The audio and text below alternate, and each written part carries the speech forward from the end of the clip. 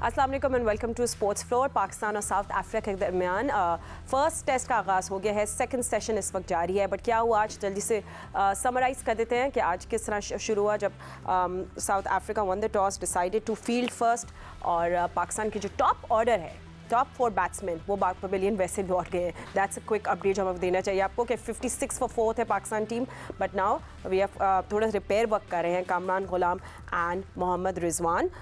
कामरान गुलाम इस वक्त हैं 43 रन के साथ क्रीज पे मौजूद, एंड उनके साथ दे रहे हैं मोहम्मद रिजवान फॉर 22। शान मसूद 17 रन बना के आउट हुए, Saim Ayub 14, Babar Azam 4। So this is what happened, and Saud Shakil, who looked very good initially, but वो 14 runs बनाकर out हो गए। All courtesy South African bowlers की बात करें तो it was just Patterson और बॉश जिन्होंने बड़ी ज़बरदस्त बॉलिंग कराई। तो ये सेकंड सेशन है और थोड़े डार्क क्लाउड्स भी दिख रहे हैं, सो इंटरेस्टिंग होगा आज का वेदर। फोरकास्ट भी आगे बारिश की है, सो लेट्स सी मैच आगे जाता है। बट मेरे साथ senior sports journalist Abdul Majid Bhatti भी हैं, एंड ऑफ कोर्स हमने आपको ये भी बताना है कि क्यों विराट कोहली को मिला है demerit point. Will talk about that as well. But अभी पहले सेंचुरियन टेस्ट पे बात करते हैं। भट्टी साहब, टॉप ऑर्डर तो जिस तरह विकेट्स गिरी थी उस टाइम मैं तो डर गई थी कि ये क्या होगा, बट आई थिंक थोड़ा रिपेयर वर्क कर रहे हैं अभी। देखिए फातिमा, जब पाकिस्तान टॉस हारा तो हमारे एक दोस्त ने मुझे मैसेज किया कि आज पाकिस्तान की टीम शायद 121 रन भी क्रॉस ना करे, क्योंकि टॉस के बाद जब पिच दिखाया तो उस पर घास भी नज़र आ रहा था और कहा जा रहा था कि मॉइस्चर बहुत है। लेकिन शान मसूद और साइम अयूब, वैसे तो अगर अब स्कोर कार्ड देखें तो 17 और 14 रन हैं, लेकिन वो जो पहला घंटा उन्होंने गुजारा वो मेरा ख्याल काफ़ी क्रूशल था। वहाँ पर गेंद सीम भी कर रही थी, बाउंस भी था, लेकिन फिर 16 रन पर जब पाकिस्तान के 4 आउट हुए, फिर मैं बात करूँगा बाबर आजम की कि बाबर आजम ने जिस तरह बाहर जाती हुई गेंद को छेड़ा और वो आउट हुए स्लिप के अंदर, तो मेरा ख्याल है एज ए सीनियर बैट्समैन उनको थोड़ी सी रिस्पॉन्सिबिलिटी लेनी चाहिए थी। सऊद शकील जब आए तो वो अपने स्टाइल से हटकर और उन्होंने शायद 4 चौके मार दिए, लेकिन बाद में वो भी उनका ग्लव्स टच हुआ, कॉट बिहाइंड हो गए। तो मेरे ख्याल में वो जो 16 रन का गैप था पहले घंटे के बाद, वहाँ पाकिस्तान को 4 विकेटों का नुकसान उठाना पड़ा। लेकिन कामरान गुलाम आप देखें कितना कॉन्फिडेंस से खेल तो रहे हैं, लेकिन वहाँ जो स्लेजिंग होती है, बजाय वो स्लेजिंग करें ये जाके बॉलर्स के साथ बातचीत कर रहे हैं, हंसी मजाक कर रहे हैं, तो उल्टा उन पर प्रेशर बिल्ड कर रहे हैं। फिर मोहम्मद रिजवान एज़ यूजुअल वो फिर बीच में पाकिस्तान की इनिंग्स को सहारा दे रहे हैं। तो मेरे ख्याल में जो पिच है, जो हालात हैं, और जो कहा जा रहा है कि अगले 4 दिन जो मैंने फोरकास्ट चेक की कि बारिश है सेंचुरियन में, तो मेरे ख्याल में अगर पाकिस्तान 250 पौने 300 रन इस पिच पर बना देता है तो अच्छा टोटल होगा। क्योंकि पाकिस्तान और साउथ अफ्रीका की अगर आप टीमें देखें तो सिमिलर नज़र आती हैं कि दोनों ने 4 फास्ट बॉलर खिलाए हैं, दोनों ने कोई स्पिनर, स्पेशलिस्ट स्पिनर नहीं खिलाया। पाकिस्तान के पास 8 बैट्समैन है, अगर आमिर जमाल को भी शामिल कर लें, साउथ अफ्रीका 7 रेगुलर बैट्समैनों के साथ। लेकिन जो रिकॉर्ड है साउथ अफ्रीका का, वो इस ग्राउंड पर 100% रिकॉर्ड है अगेंस्ट पाकिस्तान। पाकिस्तान 3 मैच खेला है, तीनों हारा है। तो क्या पाकिस्तान वनडे सीरीज़ की तरह यहाँ अपनी उस रिवायत को तब्दील करेगा और इस बार ये लड़के टफ टाइम देंगे साउथ अफ्रीका को? बट भट्टी साहब, अभी जैसे लग रहा है कामरान गुलाम को भी देख के अभी कि अगर वो आज सर्वाइव कर लेते हैं, बिकॉज इज लुकिंग गुड, पर थोड़े से फिजिटी भी लग रहे हैं। ये रूम ना दे साउथ अफ्रीकन बॉलर्स को। हम लोग साथ साथ बाय द वे मैच भी देख रहे हैं। 125 for 4 ये इस वक्त का स्कोर है, और ऑल आई सब नजरें हैं कामरान गुलाम एंड मोहम्मद रिजवान पे कि वो थोड़ी रीबिल्ड कर ले इनिंग्स। सो आई थिंक भट्टी साहब अगर थोड़ा सा ये सर्वाइव कर लेते हैं, क्योंकि कॉन्फिडेंट लग रहे हैं कामरान गुलाम, तो 350 या कुछ दिमाग में हम रखें। हाँ नहीं, हम अपने क्रिकेट है, यू नेवर नो कि एक बड़ी इनिंग्स अगर कोई खेल जाए, लेकिन मेरा ख्याल 250 270 अगर हो जाए तो इस पिच पे अच्छा स्कोर है। फिर पाकिस्तान की बॉलिंग बहुत अच्छी है। अब आप देखें, तकरीबन 3 साल बाद मोहम्मद अब्बास टीम में वापस आए हैं। मोहम्मद अब्बास ने हैम्पशायर काउंटी से फातिमा पिछले 3 काउंटी सीजन में 180 फर्स्ट क्लास विकेटें हासिल की हैं, लेकिन पाकिस्तान की टीम में उनको कंसीडर नहीं किया जा रहा था। अभी हम जो बांग्लादेश के खिलाफ होम सीरीज़ हारे, हमने सीमिंग कंडीशन देकर बांग्लादेश से मैच हार गए, लेकिन मोहम्मद अब्बास को मौका नहीं दिया। नसीम शाह के ऊपर भी काफ़ी प्रेशर होगा कि परफॉर्म करेंगे, क्योंकि शाहीन शाह आफरीदी नहीं है, फिर आमिर जमाल, और मेरा ख्याल में ये मेरी ज़ाती राय है, कमेंटेटर्स भी कह रहे थे कि अगर मीर हमज़ा को खिला देते खुर्रम शहजाद की जगह तो एक लेफ्ट आर्म स्पिनर का थोड़ा सा लेफ्ट आर्म फास्ट बॉलर का एडवांटेज होता है। लेकिन ठीक है, जो टीम उतारी, अब देखना है कि अगर अच्छा है कि स्कोर बन जाता है, फिर इम्तिहान हमारे बॉलरों का होगा। ठीक है। क्रिकेट सिकंदर हम भी हमारे साथ है, सिक्कू आपने भी हमें ज्वाइन कर लिया है। सिकंदर आपके पास भी आते हैं, and you know let's talk about today. I mean क्या can you condition, what did you see the conditions, या कुछ इसमें कुछ था? आपने देखा आपके बैटर स्ट्रगल कर रहे थे, even Babar I don't know किस तरह वो आउट है। You want to talk about that as well? नहीं देखो, मुझे तो मैं समझता हूँ कि हमारे जो शुरू के बैट्समैन हैं उन्हें शुक्र करना चाहिए कि साउथ अफ्रीकन ने सही लाइन पे बॉल नहीं किए। क्रिकेट में जो बॉलर्स होते हैं उनकी एक लेंथ होती है, लाइन और लेंथ हम बात करते हैं। जो लेंथ होती है कि जहाँ वो गेंद गिराते हैं, जो लाइन होती है वो डायरेक्शन ऑफ द बॉल होती है कि किधर उनकी डायरेक्शन जा रही है। तो शुरू के दोनों बॉलर्स ने, रबाडा ने और येंसन ने, उनकी टांगों की तरफ अटैक कर रहे थे, हालांकि इतना अच्छा स्विंग हो रहा था। तो आई थिंक जो इनिशियल 13-14 ओवर थे, जब तक शान मसूद आउट नहीं हुए, जब तक बॉश नहीं आके बॉल कराए, तो उनकी बॉलिंग की डायरेक्शन इतनी मज़ेदार नहीं थी जिसकी वजह से हम सरवाइव करें।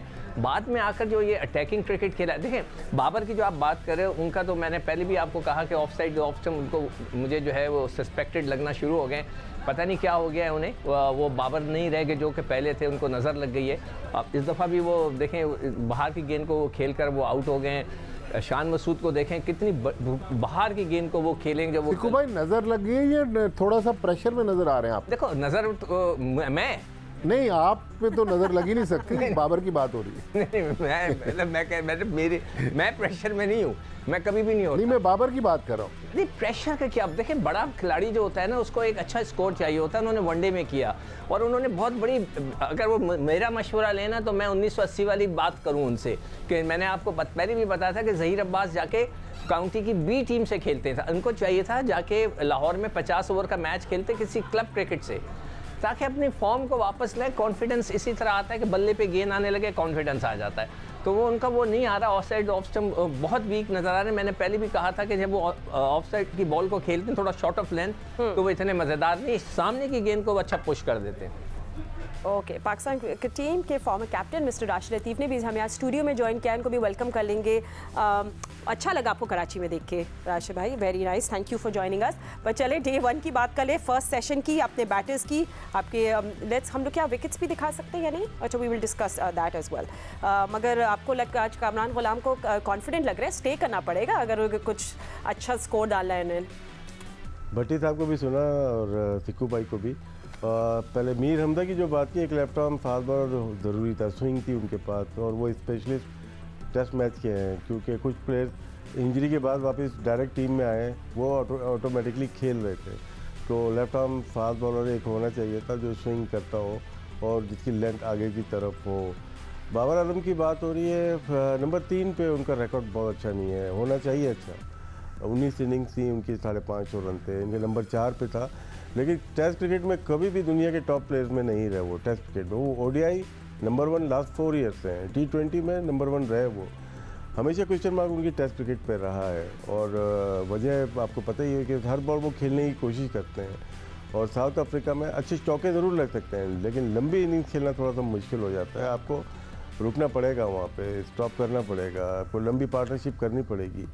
लेकिन फिर भी पाकिस्तान का स्कोर लग रहा है इस वक्त 120 प्लस रन जब थे, तो 250-300 रन अच्छा स्कोर होगा। बॉलिंग तगड़ी है हमारी, अगर इंजरी नहीं होती, आमिर जमाल को अगर इंजरी ना हो, अल्लाह करे, तो तगड़ी बॉलिंग लाइनअप है। And Kamran Ghulam brings up अपने 50 भी as well off just 52 balls, so looking good, looking very confident. और भट्टी साहब, आप क्योंकि साथ साथ मैच देख रहे हैं और मैं भी आपके साथ देख रही हूँ साइड पे, बड़ी स्लेजिंग और क्राउड भी बड़ा इन्वॉल्व हो गया है, क्या कर रहे हैं कामरान गुलाम? देखिए, कामरान गुलाम फातिमा एक बड़े दिलचस्प कैरेक्टर हैं। ज़ाहिर है अभी पाकिस्तान टीम में नए आए हैं, हमने भी इनको कम देखा है, लेकिन ये जो ऑस्ट्रेलिया और साउथ अफ्रीका के प्लेयर्स हैं, ये बहुत ज़्यादा ग्राउंड में आपके नफ्सियात से खेल रहे होते हैं। लेकिन हमने ऑस्ट्रेलिया की सीरीज़ में भी देखा कि जब ये फॉरवर्ड शॉर्ट लेग पे फील्डिंग कर रहे थे वनडे सीरीज़ में, वहाँ भी ये छेड़छाड़ कर रहे थे उनके फास्ट बॉलरों के साथ, उनके बड़े प्लेयर्स के साथ। आज भी आप देखें, लेकिन जो अच्छी चीज़ है वो मुस्कुराते रहते हैं, अपनी क्रिकेट को एंजॉय करते रहते हैं। यही एक प्लेयर की खूबसूरती है। और फिर एक नया प्लेयर इतने कॉन्फिडेंट के साथ पाकिस्तान टीम में आया, टेस्ट डेब्यू पे 100 किया, फिर वनडे में फिर क्या ज़बरदस्त उन्होंने जो साउथ अफ्रीका के खिलाफ वनडे पे एक इनिंग्स खेली। और आज इस पोजीशन में जहां विकेट पे गेंद सीम भी कर रहा है, बाउंस भी है, वहाँ उन्होंने अपनी क्लास तो दिखाई है। अभी अर्ली डेज हैं, लेकिन बहरहाल कामरान गुलाम मेरे ख्याल में पाकिस्तान क्रिकेट की बैटिंग लाइनअप में एक अच्छा इजाफा। आराश भाई, आज साउथ शकील थोड़ा ऑफ लग रहे थे। आई थिंक मुझे लग रहा था he was all over the place, तो समझ नहीं आ रहा था कि किस तरह वो क्या करना चाह रही। लुक गुड, पहले हमने इतनी अच्छी फायरी से उन्हें स्टार्ट किया, उसके बाद पता नहीं क्या हुआ, पेट्रोल ख़त्म हो गया, run out of fuel. Saud और शान को थोड़ा मार्जिन दे सकते हैं क्योंकि डायरेक्ट टेस्ट मैचेस में आए। बाकी जो प्लेयर्स हैं थ्रू आउट 2 मंथ से वो खेलते हुए जा रहे हैं क्रिकेट को, उनको गैप नहीं मिला, चाहे वो प्रैक्टिस हो, T20 हो, ODI क्रिकेट हो, खेलते हुए आ रहे हैं। तो आप एक सरफेस पे खेल रहे हैं तो उसको पता है कि यहाँ पे कितना बाउंस है, कितना कुछ है, तो इनको आप थोड़ा सा कहते हैं। लेकिन फिर भी प्रोफेशनल क्रिकेट है, इसमें आपको थोड़ा सा शुरू से ही अच्छा खेलना पड़ा। डिमांडिंग लोग हैं हम लोग को डिमांड बहुत ज़्यादा होती है कि सऊद ने मैच जिताया इंग्लैंड के ख़िलाफ़, लोग भूल जाएंगे उसको, मुझे एक और करना है, एक पे एक करना है, तो वही चीज़ नज़र आ रही है। और सऊद शकील हमारा मेन प्लेयर है इस वक्त, नंबर 5 नंबर 6 पे उन्होंने परफॉर्म किया हुआ है। और यही पार्टनरशिप जो है ना, जैसे अभी हो रही है, 5-6 नंबर के जो प्लेयर्स होते हैं, अच्छी पार्टनरशिप अगर लेके जाते हैं तो 100-150 की, तो टेस्ट क्रिकेट में इस टाइप की पिच, बाउंस एंड सीम अगर हो रही है, स्विंग भी साथ में है, तो 250-300 रन करते हैं तो एक हौसला मिल जाता है। और पहले दिन थोड़ा सॉफ्ट पिच होती है, साउथ अफ्रीका ऑस्ट्रेलिया में थोड़ी ग्रीन जो होती है, उसमें ये अच्छा हुआ पाकिस्तान ने बैटिंग की है, टॉस हालांकि साउथ अफ्रीका जीता है। कल थोड़ा सा हार्ड होगी पिच, कल ज़रा हार्ड होगी, धूप लगेगी, इसके ऊपर रोल होगा, थोड़ा हार्ड होगी, बॉल और कैरी करेगी और बाउंस करेगा। फिर 2 पेस पिच हो जाती है अमूमन, पोर्ट एलिज़ाबेथ की हो या जोहान्सबर्ग की हो या हमारे यहाँ पर प्रिटोरिया की होती है। तो पाकिस्तान को एडवांटेज लेना चाहिए। शुरू में जल्दी 4 ज़रूर आउट हो गए, लेकिन ये पार्टनरशिप अगर लंबी जाती है, हम रन अच्छे कर देते हैं, तो यू नेवर नो, पाकिस्तान अच्छी कमांडिंग पोजीशन में आ सकता है इस टेस्ट मैच में। आई थिंक सिक्को इज सर्वाइवल, आपको आज सर्वाइव करना है। एंड विद द कंडीशंस में देख रही हूँ, काले बादल आए हुए हैं, इंटरेस्टिंग हो जाएगा कि आज का दिन कैसे एंड होता है। सऊद शकील जैसे अंदर आए हैं, उन्होंने आते ही, उससे पहले कामरान, उन्होंने आते बल्ले चलाने शुरू किए, शॉटें मारनी शुरू की। मुझे ऐसा लगता है कि उनको इंस्ट्रक्शन मिली अंदर से कि आप बॉलर्स पे अटैक करें, तो उन्होंने आके कुछ ऐसे शॉट खेले कि जो टेस्ट क्रिकेट में नहीं खेले जाते। एक रिजवान ने खेला था, निकल के मारा, वो एज यूजुअल स्लिप भी हो गए, जिस तरह वो हो जाते हैं, स्लिप हो गए, और फिर बल्ला उनका इधर, बॉल किधर, इस तरह भी हो गए। तो मुझे समझ में नहीं आया कि ये क्या कर रहे हैं। तो मेरा ये ख्याल है कि अंदर से जब बॉलर चढ़ रहे थे तो उन्होंने, किसी ने उनको इंस्ट्रक्शन दिया, ऑब्वियसली कोच ने दी होगी, और आकिब जावेद के अलावा कोई नहीं, कि अटैक करना शुरू कर दो। तो उन्होंने आके अटैक करना शुरू कर दिया। और जो आप बात कर रहे हैं ना उसकी, कामरान की, कि वो बातें कर रहा है, तो मुझे जावेद मियांदाद, अगर आपको याद हो, वो भी यही करते थे, वो प्लेयरों से बातें करते थे। कई लड़के हैं जो सर झुकाकर खेलते हैं, कुछ लड़कों की आदत होती है, उनका टेम्परामेंट होता है, वो किसी की बात ही नहीं सुनते, सर झुकाकर अपनी बैटिंग पे कंसंट्रेट करते हैं। कुछ लोग ऐसे होते हैं कि जो बात करके अपना कंसंट्रेशन को तगड़ा करते हैं। तो मुझे लग रहा है कामरान जो है वो इसी किस्म के लड़के हैं, और उन्होंने आके जो शॉटें खेली हैं, जो टेस्ट क्रिकेट में कई शॉटें ऐसी हैं कि वो नहीं खेली जाती, मगर अब उन्होंने खेल दी हैं। तो अब देखते हैं कि वो आगे अपना अप्रोच कैसे रखते हैं। ठीक है। एंड वैसे आपको रबाडा कैसे लग रहे हैं राशिद? क्योंकि हम लोग, मैं भी कुछ दिन पहले भी क्रिकेट इन्फो में आर्टिकल पढ़ रही थी कि कितना रबाडा अनप्लेएबल है, पर आज आपको कैसे लग रहे हैं? लेंथ इनके पीछे, चिकू भाई जो बात कर रहे हैं बिल्कुल ठीक है। न्यू बॉल हमें आगे करनी चाहिए, देखनी चाहिए, क्योंकि जितने भी बैटर्स हैं वो फ्रंट फुट पे कमिट होते हैं, स्पेशली पाकिस्तानी। और जब छोटे कद के मादरत के साथ, जो थोड़ा सा हाइट कम है दोनों की, रिजवान की भी देखेंगे और कामरान की भी देखेंगे, तो इसको लेंथ आपको फुलर करनी पड़ती है। अभी जब इनके 50 रन हुए, उस पर ड्राइव या पुश करने की कोशिश की, गली में कैच ड्रॉप हुआ है उनका, तो हर बॉल बैट पे खिलानी पड़ेगी। ये ऑफ स्टंप के बाहर या चैनल में बॉलिंग कर रहे हैं, साउथ अफ्रीका में मोस्टली आप बैट को हिट कराएं बॉल, चाहे वो रोकें या मारें, उस पर चांसेस ज़्यादा मिल जाते हैं कि एज लगे, स्लिप में जाए, कॉट बिहाइंड हो या गली में आउट हो सकते हैं।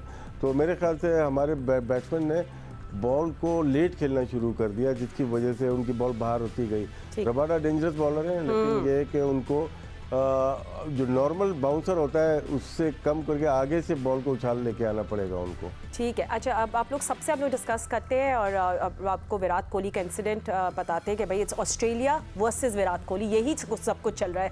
अब मीडिया लगा ले, मगर अब तो आईसीसी बीच में आ गया, जिसमें उन्होंने विराट कोहली को डीमेरिट पॉइंट दिया है। 20% मैच फीस भी उनको जुर्माना आयद कर दिया। हुआ क्या था, 19 साल के कॉन्स्टास डेब्यूटान है, ऑस्ट्रेलियन बैटर है, 19 साल के हैं, उनके साथ थोड़े उलझ पड़े विराट। और अगर आप ये देखें, इनको कंधा मार के गए और इसके बाद कमेंटेटर्स ने इस पर बहुत बहस की कि ये विराट खुद इंस्टिगेट कर रहे हैं, लड़ाई कर रहे हैं, कि मतलब एक शुरू कर रहे हैं कुछ।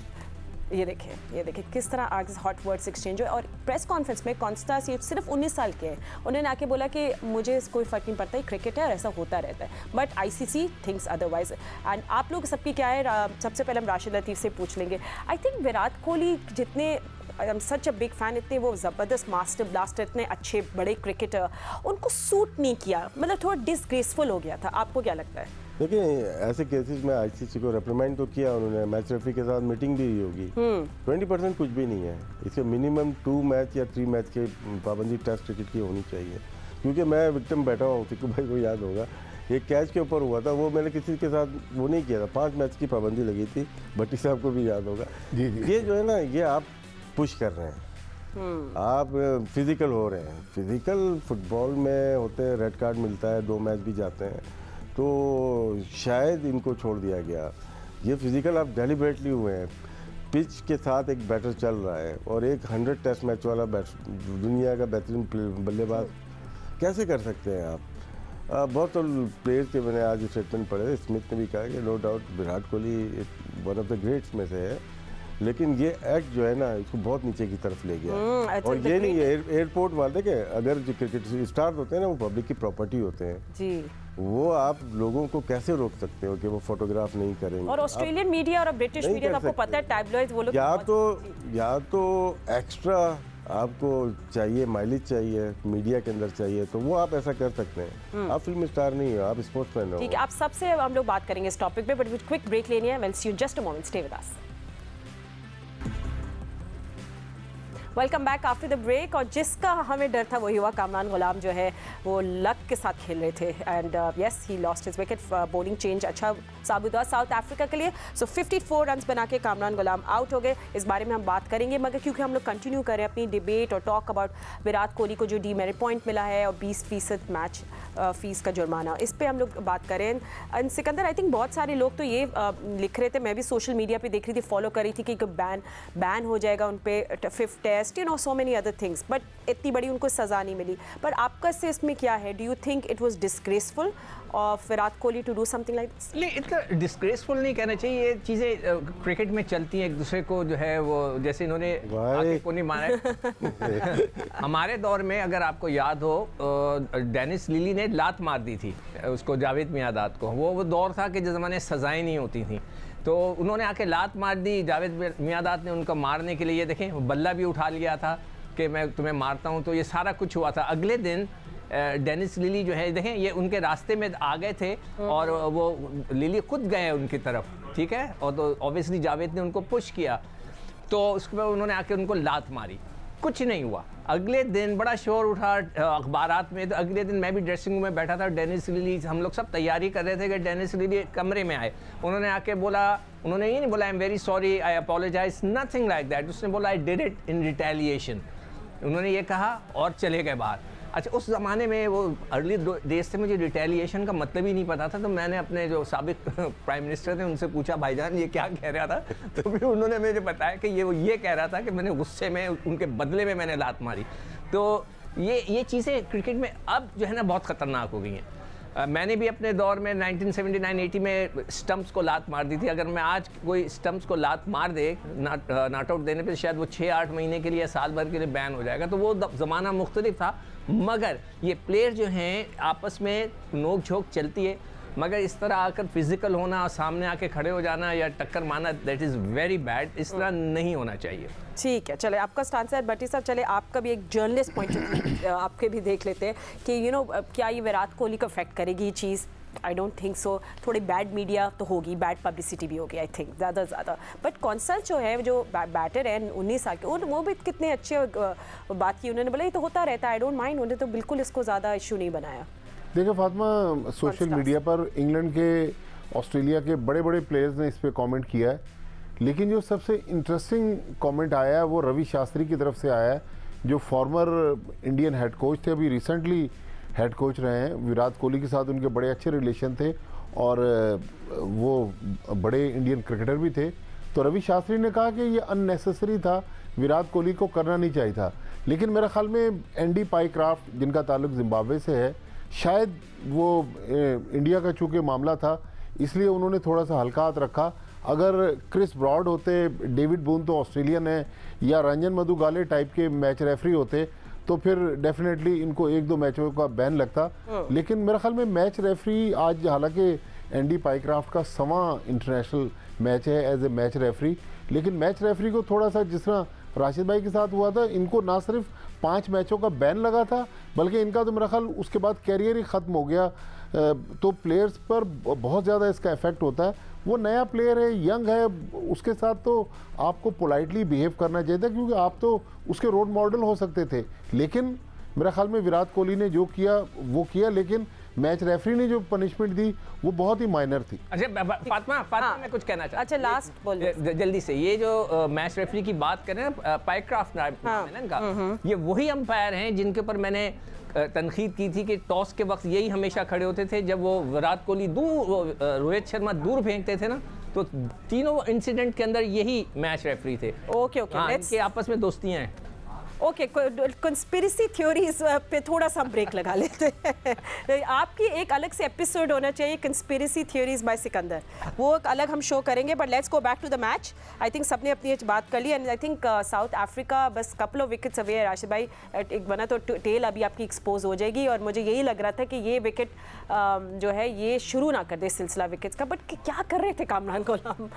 दिलेरी से खेल रहे थे। विराट कोहली का एक पॉइंट रहता था, इनको जो लेवल 1 लगाया है तो अंपायर लेवल 2 भी लगा सकते थे। उसमें 50% से ज़्यादा फीस जाती है और उसमें मैचेस की तादाद भी 1 से 3 तक है जिसपे बैन लग सकता था। 2 आराम से लगता था फिजिकल कॉन्टेक्ट में, या नहीं लगाया जो पाईक्राफ्ट होता है या कोई भी होता। हाँ, क्लाइव लाइट होते तो 10 मैच का तो बैन लगा ही देते। वो क्लाइव लाइट बहुत हार्ड थे। खैर एनीवे, मैच पे थोड़ा खुला खेल रहे थे ये, उनको थोड़ा सा प्रॉब्लम हुई। उसकी 8-10 डिलीवरी पहले की देखें कामरान गुलाम की, उनको प्रॉब्लम हो रही थी। वो कि अंदर से बॉल लेके आ रहे थे, वो रिलीज जब कर रहे थे ऐसा लग रहा था बॉल अंदर आ रही है, शॉर्ट ऑफ लेंथ होती है, वो बीट हुए जा रहे थे। तो उन्होंने तोड़ निकाला कि मैं 1-2 चौके ऐसे मार दूँ उसके बाद निकल आऊँ, लेकिन मेरे ख्याल से टाइम पूरा हो गया था उनका इस तरह, क्योंकि मुश्किल हो जाती है, थोड़ा पिच में बाउंस डिफरेंट हो जाता है। अब मुश्किल हो रही थी, उनकी बॉल पीछे बहुत जा रही थी, बहुत सारी बॉल उनकी दिखाई।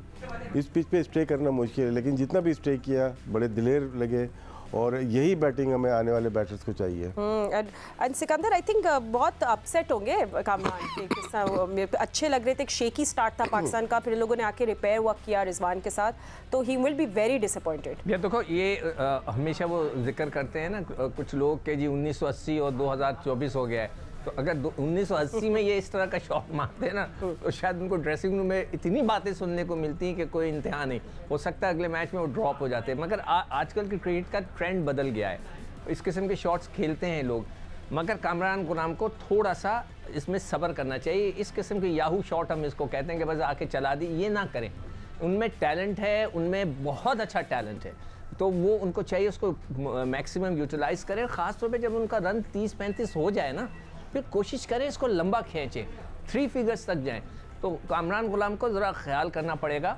बहुत अच्छा टैलेंट है, देर में आया, इस पर भी मैं किसी दिन बात करूंगा कि हमारे यहाँ हमेशा टैलेंट मौजूद होता है, मगर हम उसे देर में लेकर आते हैं, पता नहीं क्या वजह है।